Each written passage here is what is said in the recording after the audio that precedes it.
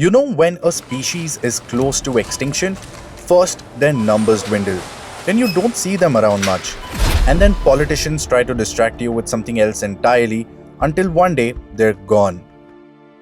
Well, the species I'm talking about is on the verge of extinction too, the petrol pump guy. Yes, this fellow, because soon everything will be electric. You'll drive up to your house, plug your car in like a toaster, and that'll be that. Efficient and boring. Gone will be the days of rolling down the window, handing over your card, and saying the most satisfying words in the Indian automotive dictionary. Full kar dena. And tapping full charge on your phone app, it's just not the same, is it? Which is why cars like these matter. A two-door bright yellow AMG.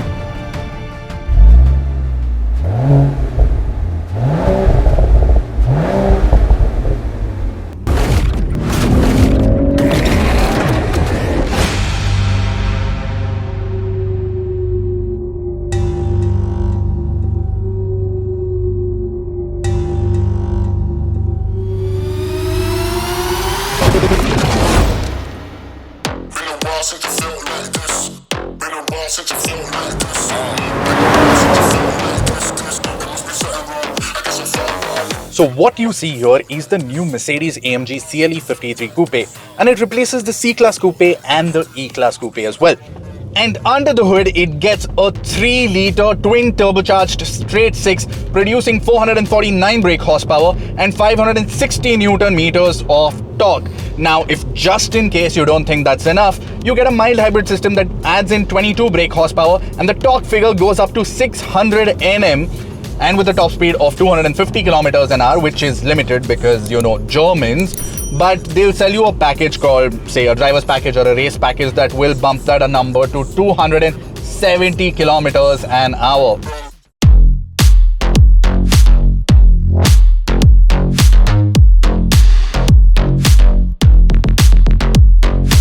But besides the numbers, it looks the part too. It's still a proper AMG. Long bonnet, short boot, wide haunchy hips, a functional vent in the hood, and an exhaust note that sounds like Thor is clearing his throat. And then when you slide inside, you're greeted by screens. 2 of them, along with AMG specific modes, Alcantara inside, leather, carbon fiber, seats that cool you, seats that warm you, and a steering wheel that feels very chunky. Now, like the new C63 SE Performance, the CLE forgoes a V8 engine. The perk of borrowing an E-Class front end is that it actually fits 6-cylinder behind that AMG grille. So unlike a C63, this one has 2 more pots, less power but is lighter overall. Doesn't get carbon ceramic brakes as standard, but is cheaper as well. And in my opinion, it looks a lot more meaner overall. And also your friends would roast you a little less if you show up in this instead of a 4-pot. But driving it in comfort, it's not the most characterful engine, mind you, because the M256, we've driven it in the GLE 53 and the E450, and it doesn't howl or growl like the V8 it replaces. Because it's a Mercedes-Benz engine that has been tweaked by AMG, so it's not a full-blown AMG per se. The note is flatter, there is no induction wishes to raise your hair, and the exhaust is, well, polite. Power delivery isn't perfect either. It's not completely linear. It's a bit like this. It goes flat and to the top, like a musical director directing an orchestra. And at low speed, you feel surges when the turbo wakes up, and sometimes it makes the city driving a bit lurchy, I would say.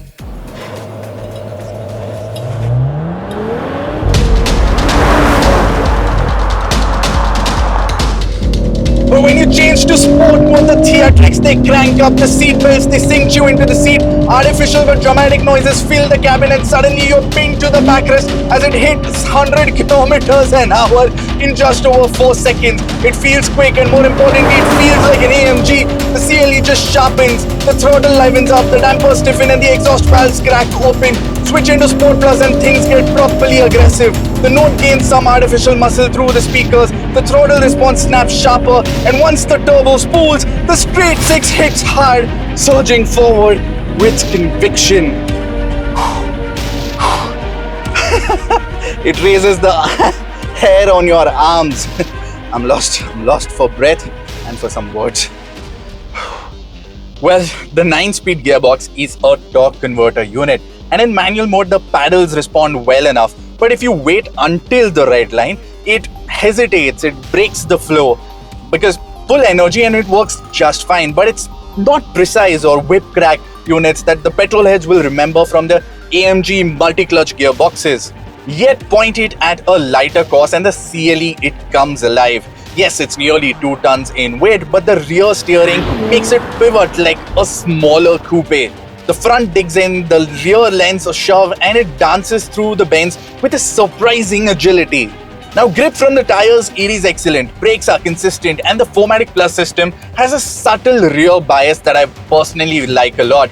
It has enough to add attitude without needing a proper drift mode, which, just to remind you, this one has, but only works with stability control completely off. And should we try that? I don't think so right now.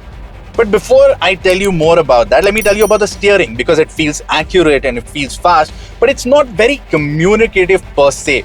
It doesn't really weigh up progressively as I would have liked, because it just stays uniform throughout.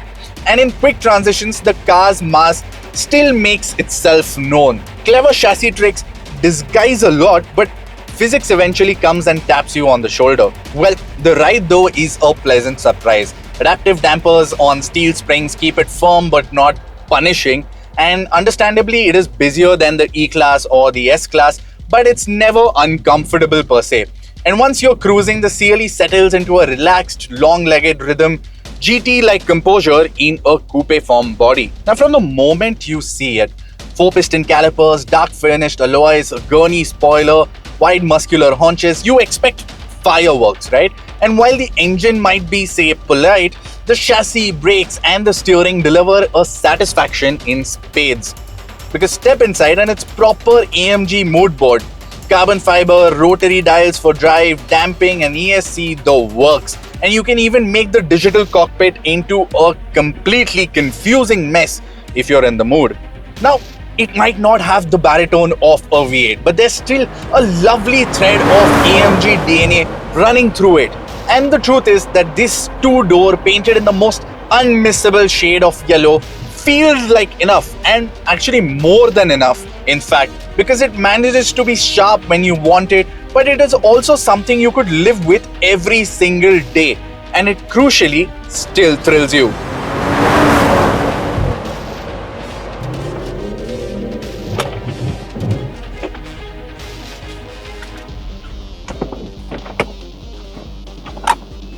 Well, thrills and thrills how?